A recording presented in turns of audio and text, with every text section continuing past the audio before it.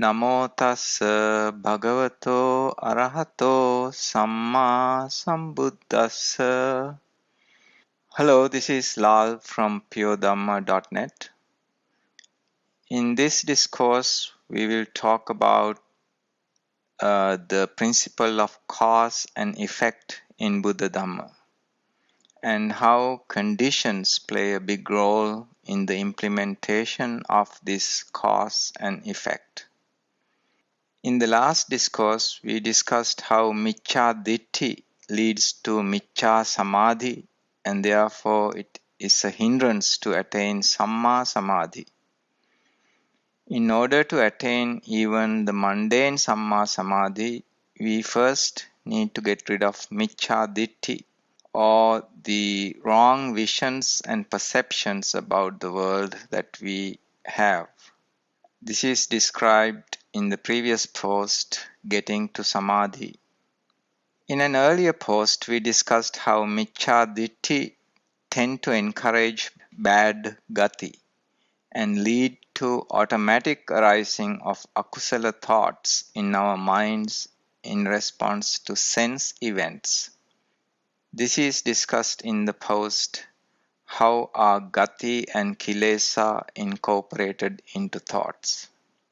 For example, when we see something enticing, we may have thoughts arising to do immoral things in order to take possession of such a valuable object. Or when we see a person that we don't like, we may automatically generate bad thoughts about him or her. So, bad ingrained gati can lead to bad thoughts, speech, and actions. And when one keeps doing such bad actions by the body, speech, or the mind, those bad gati will increase in strength. Therefore, it is a self-feeding process, and we need to stop it by being mindful of the bad thoughts that arise in our minds. This is discussed in the earlier post, Satipatthana Sutta, Relevance to Suffering in This Life. So all the posts in this section up to this point were focused on clarifying these important points. If you have not done so, please start from the beginning of this section. That will make it much easier to grasp increasingly deeper concepts.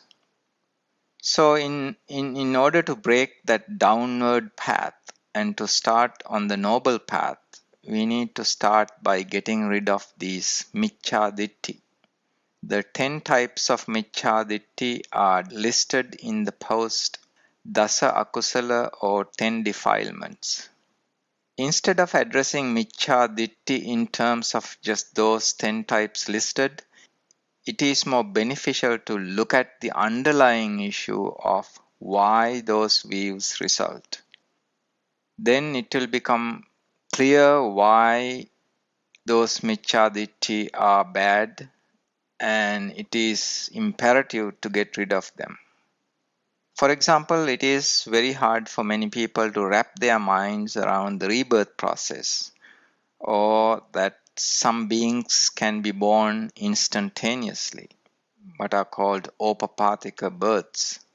That is because we are used to judging everything by what we can experience with our 5 physical senses. We have not been trained to use our 6th sense, that is our mind, to think about things that are beyond the grasp of our physical senses.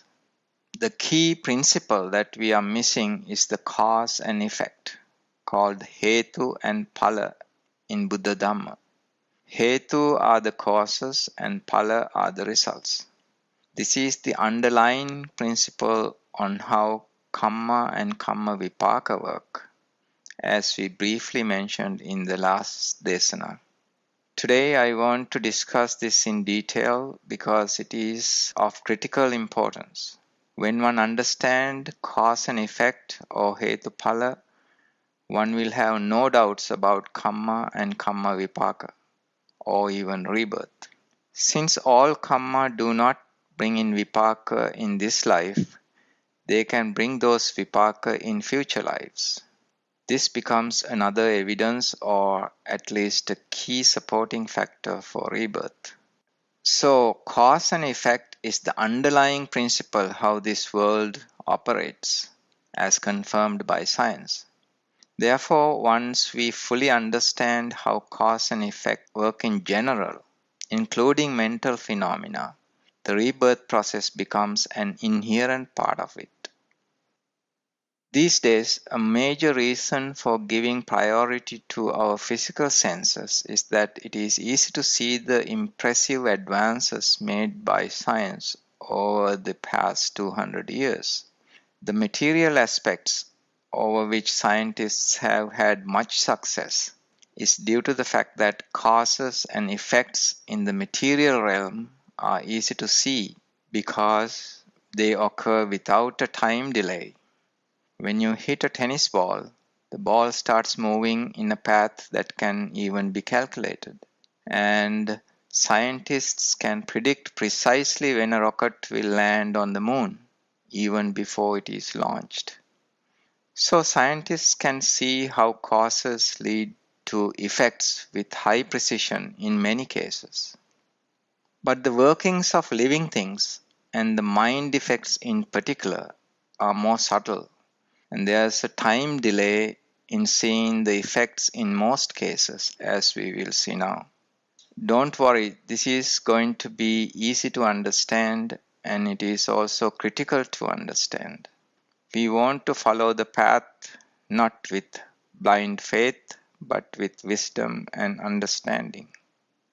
Many people, including scientists and philosophers, do not understand how cause and effect work in the mental realm, because they do not understand the role played by conditions called paccaya in Pali. Even if there are causes, the effects may not materialize if the necessary conditions or paccaya are not satisfied. This is a very important point. This is easier to explain with an example. For example, all necessary causes to bring about a tree are embedded in a seed. A seed is the cause for subsequent appearance of a tree.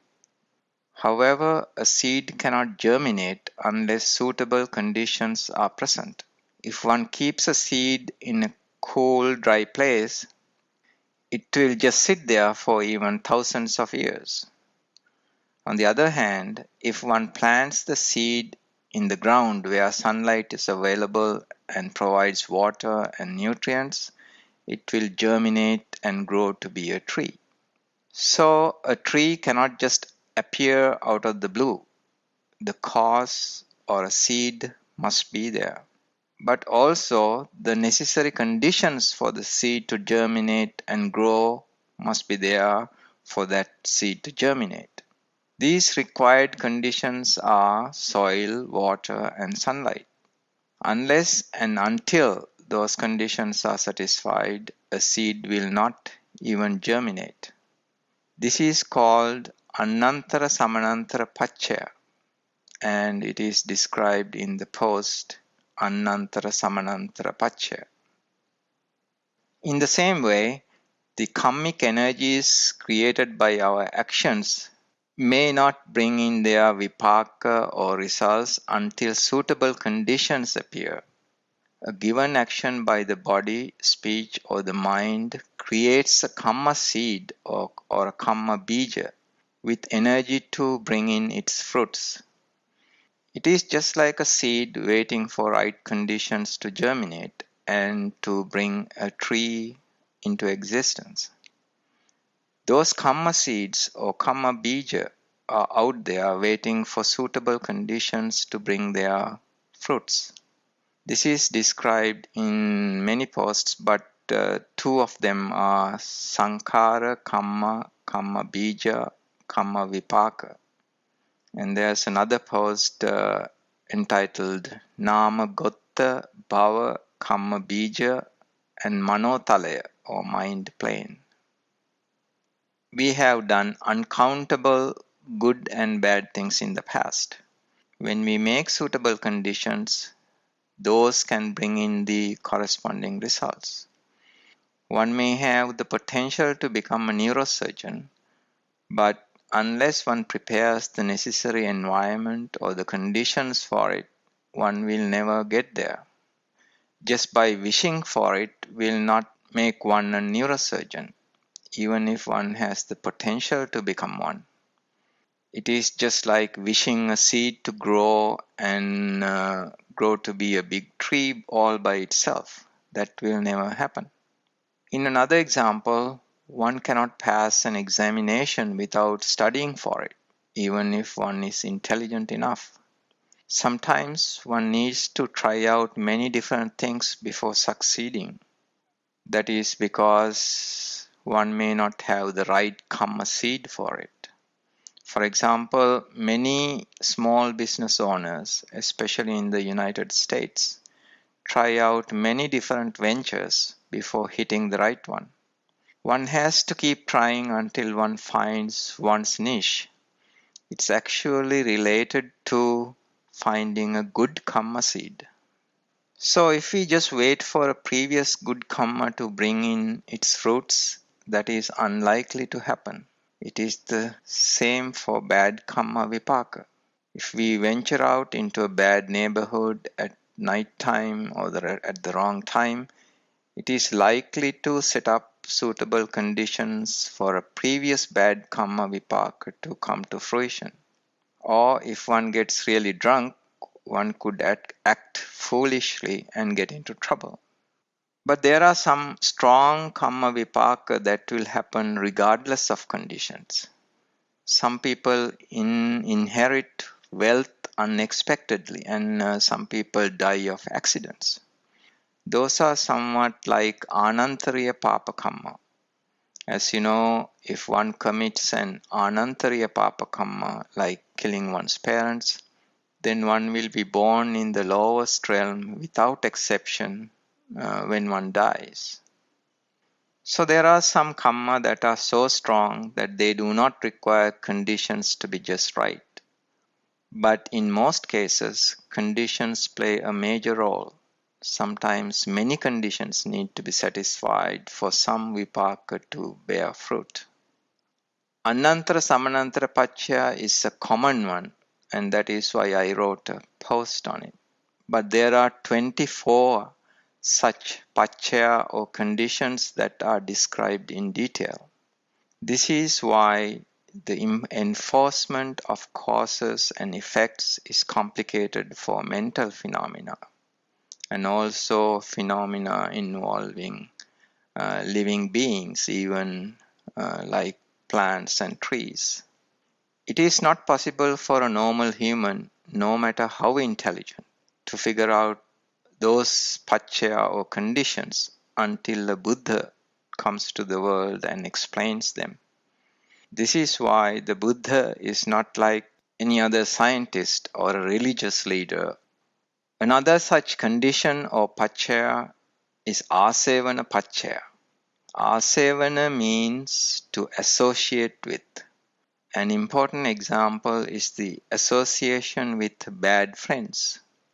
An innocent teenager may be induced to start drinking and taking drugs if he or she makes bad friends. Now, if the conditions were different, that means if the parents made sure that he or she was allowed to hang out with only good friends, that may not have happened. But this concept can go much deeper. Even association with bad physical surroundings can bring in some old bad karma vipaka to fruition. For example, building a house in a flood zone makes the possibility of the house being destroyed by a flood to have a significant probability. Deciding to build in a flood-free area will make such an outcome unlikely, even if one has previous karma seeds suitable for such an event. Another such condition or pachya is the arammana pachya. The easiest example is the phrase avijja paccaya sankhara in the Paticca A person who entered a shop without having an intention to steal may be tempted to steal an object that caught his attention. In that case, that object became a very strong arammana or a thought object. The bad gati for stealing that was lying dormant and was awakened by the sight of that object. Now, thousands of other people may have seen the same object, but the thought of stealing it never occurred to them because the arammana paccaya was not at play for them. I will mention just one more paccaya that is easy to understand. It is the ahara paccaya or the food condition. When a seed germinates, it needs food to grow. Any living being needs food. So even if all other conditions are right, a living being cannot grow without the food condition being satisfied. Another important application of ahara paccaya is in the growth of a vijnana. As we will discuss later, vaci sankhara are the food for a given vijnana. A vijnana is a mindset, and we may have millions of different types of vijnana at different times. Sometimes we have compassionate vijnana, and other times when we think about an enemy, we may have a hateful vijnana. For example, that hateful vijnana can grow if we provide it with vijnana ahara. These vijnana ahara are nothing but the vaci sankhara that we discussed recently. If we keep thinking bad thoughts about that person, then we will be generating a lot of vaci sankhara, and that will provide food for that hateful vijnana to grow. So, anantara, samanantara, asevana, arammana, and ahara paccaya are just 5 of 24 possible such conditions. But at this point, all we need to know is that just causes are not enough to bring about their effects or results. Suitable conditions or paccaya are needed to be satisfied. This is an important point to remember. Now, these conditions do not play a major role in the interaction of inert material objects in most cases. But there are some cases where conditions need to be satisfied for an event to take place even in the material realm. For example, there may be a bomb that may not explode until it's moved or some pressure applied to it, like in the case of an explosive device meant to be triggered by pressure. But when it comes to living beings, things become much more complex, simply because there are those 24 conditions that we need to pay attention to if we really need to analyze a given situation. Not one, but many of those 24 conditions can be in play in a given situation, and that is why it is much more complex compared to material phenomena. However, we don't need to analyze things in great detail. We just need to know or realize that how causes and effects work differently when the mind is involved. Some effects materialize much later after the causes were put in place. This explains the time delay that is involved in bringing kamma vipaka. So, things just don't happen without causes. But even if causes are present, they may not bring in results or the effects until suitable conditions are satisfied. These conditions or paccaya play a critical role in Paticca. This was briefly described in the post, What does paccaya mean in Paticca? I will give the link to that post. When we say avijja paccaya sankhara, it means we do sankhara with ignorance when necessary conditions are present. For example, we do not do immoral acts or apunyabhi sankhara all the time, like in the case of stealing an object that we discussed above. When we are attached to or repulsed by something that we see, we may generate craving or a dislike, and then it can lead to an immoral action or an apunyabhi sankhara. For example, when an enemy of a person X sees that person X, hateful thoughts may arise. But the sight of X by his wife will generate loving feelings in her. That is the arammana paccaya that we mentioned above. It depends on the arammana that arises in a given person. A stranger may not even notice X, since there is no arammana of either kind, good or bad. So the summary of the above discussion is this: nothing arises in this world without causes. A tree cannot appear without there being a seed. But even if causes are there, the results will not appear until suitable conditions are made. And karma will bring karma vipaka only if and only when right conditions appear. We as humans produce such causes by doing kusala or akusala karma.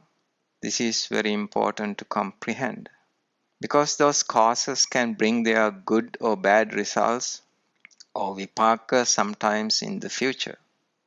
Those karma seeds or karma bija are going to be out there.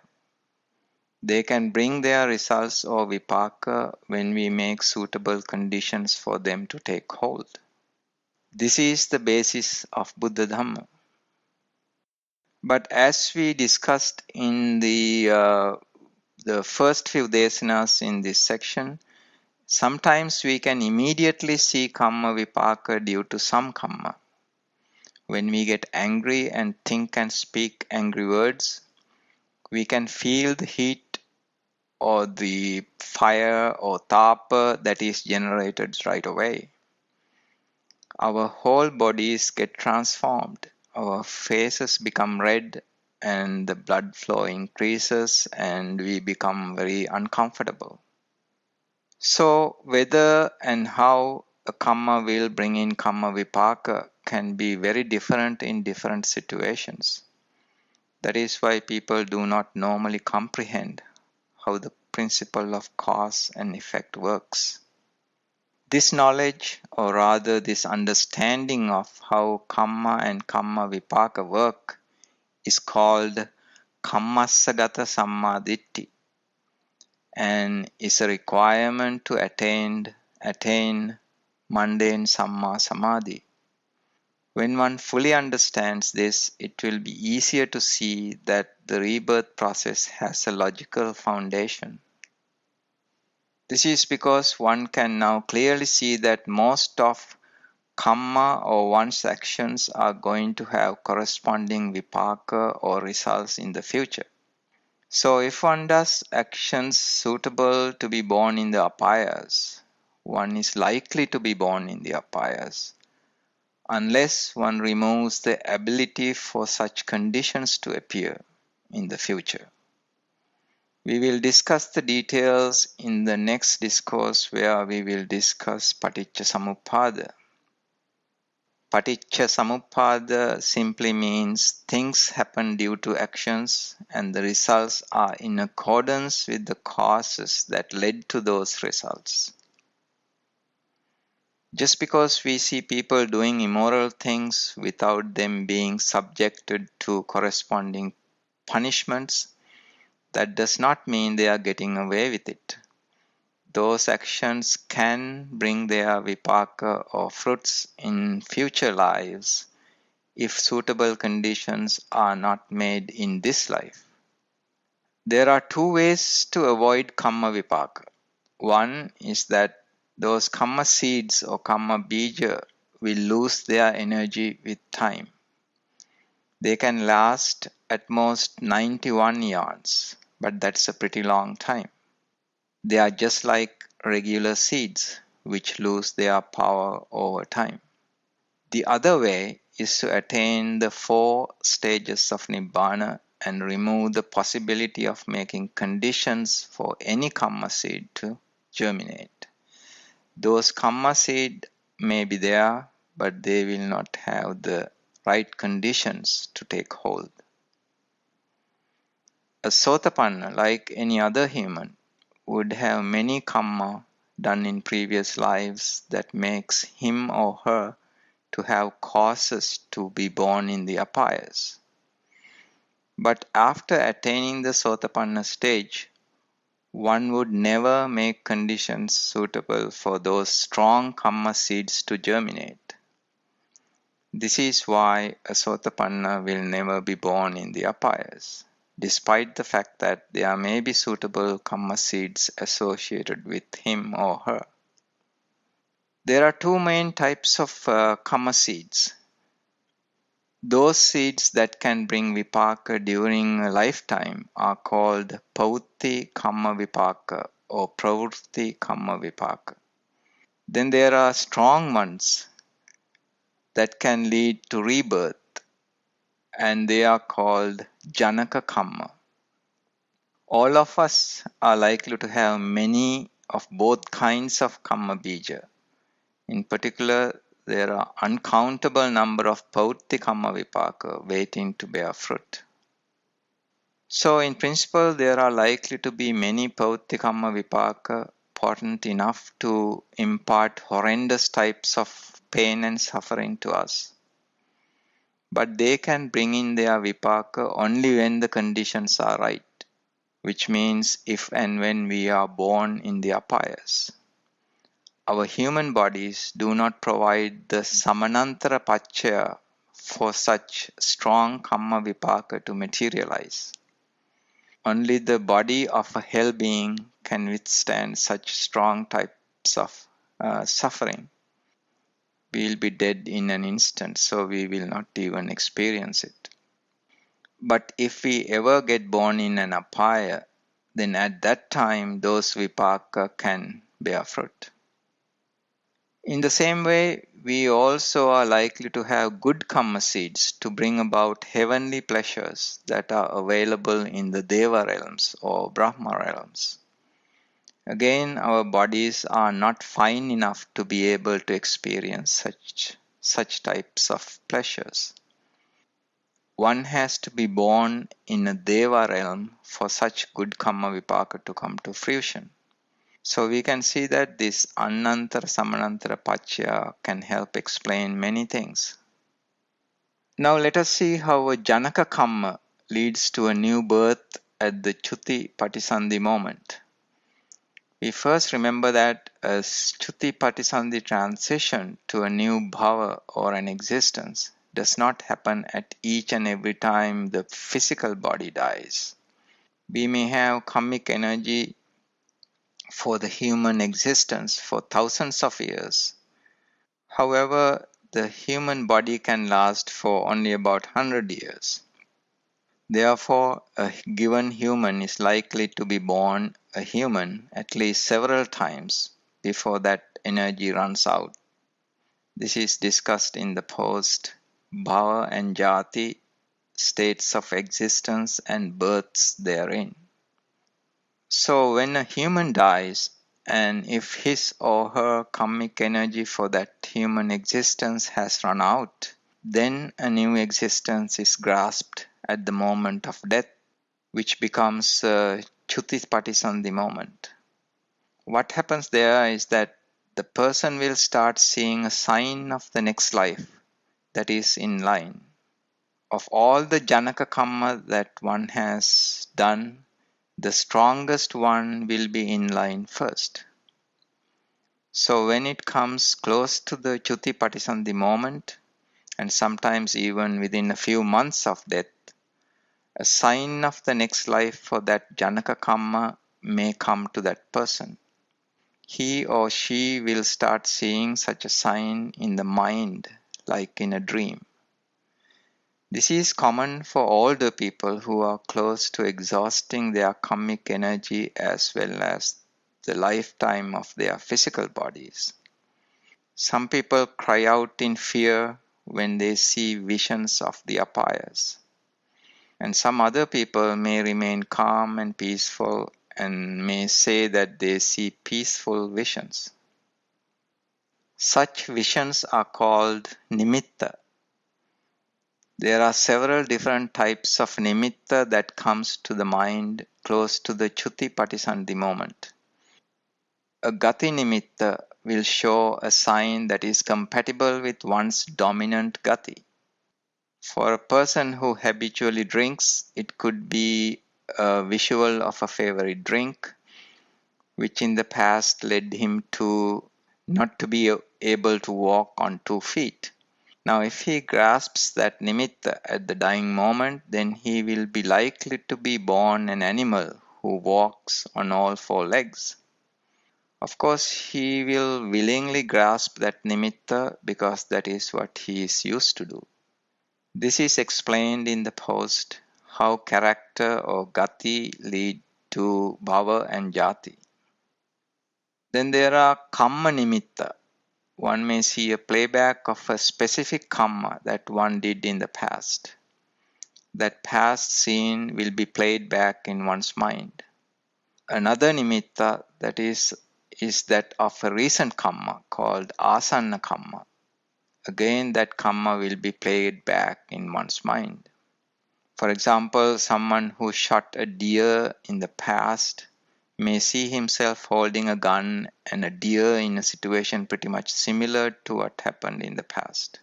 He is then likely to go through with that action again in his mind, and that is grasping that karma nimitta. The rebirth suitable for that karma will be grasped in that next thought moment. Now, in the case of this hunter, if he has realized the immorality of hunting, he could have changed and may have given up hunting. In that case, his mind may not grasp that nimitta, and then it would not lead to a rebirth of suitable kind or corresponding type. The condition or the state of his mind is now not suitable to grasp that nimitta. This is why karma is not deterministic. Not all karma bring in vipaka. The conditions must be right to bring in that vipaka. So now we can see why a Sotapanna would no longer have the mindset to grasp a karma nimitta suitable for birth in the apayas. There may be suitable karma seeds, and they may even bring in a karma nimitta at the moment of death, but a Sotapanna would not grasp it. It is done automatically. This is the Upadana Paccaya Bhava step in Paticca Samuppada cycle that takes place at the Chuti Patisandhi moment. It happens automatically. So we can state it in a bit different way now. The conditions are not there for a Sotapanna to grasp that bad karma nimitta. His or her lobha, dosa and moha have been permanently reduced to raga, patiga and avijja. That strong karma bija or the karma seed cannot germinate in his or her mind. Necessary conditions for them to germinate have been removed. Now, if you don't understand all these different ways of looking at it, don't worry too much about it. When you keep rereading or re-listening, things will become crystal clear. When we learn Dhamma, we will be able to look at the same issue from very many different angles, and they are all interconsistent. So I hope I presented some evidence to contemplate on. This is what real meditation is. A concept has to be logical for the mind to grasp willingly. One cannot force an idea to one's mind. It is important to remember what we discussed in the previous Dēsana. One needs to set up conditions for the mind to get into samadhi or the right mindset in order to fully grasp Dhamma concepts. May the blessings of the Buddha, Dhamma and Sangha be with you always.